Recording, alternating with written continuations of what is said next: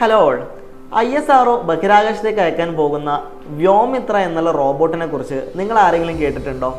നമുക്കറിയാം ISRO ബഹിരാകാശത്തേക്ക് മനുഷ്യനെ അയക്കുന്ന ഗഗൻയാൻ പ്രൊജക്റ്റിനെ കുറിച്ച് നിങ്ങളൊക്കെ ചിലപ്പോൾ കേട്ടിട്ടുണ്ടാവും. ഈ പ്രൊജക്റ്റിൻ്റെ ഭാഗമായിട്ട് ആദ്യമായി മനുഷ്യനെ സ്പേസിലേക്ക് അയക്കുന്നതിന് മുമ്പ് അയക്കാൻ പോകുന്ന ഒരു റോബോട്ടിനെയാണ്. ഈ റോബോട്ടിൻ്റെ പേരാണ് വ്യോമിത്ര. വ്യോമിത്ര എന്നുള്ളത് രണ്ട് സംസ്കൃത പദങ്ങളുടെ ഒരു സംഗമിച്ചുണ്ടായ പേരാണ്.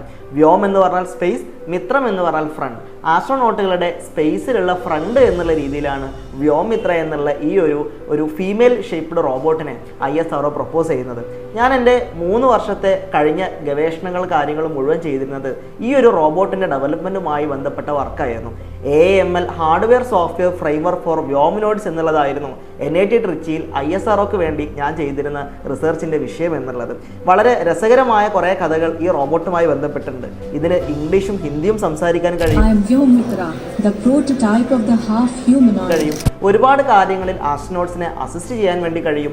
ഇങ്ങനെ ഒട്ടനവധി ഫീച്ചേഴ്സാണ് ISRO ഈ റോബോട്ടിന് കൊടുത്തിട്ടുള്ളത്. ഈ ഒരു റോബോട്ടിൻ്റെ നിർമ്മാണവും കാര്യങ്ങളും എല്ലാം പൂർത്തീകരിച്ച് ഈ വർഷം അവസാനത്തോടു കൂടി ISRO ഇതിനെ സെൻഡ് ചെയ്യാൻ പോവുകയാണ്.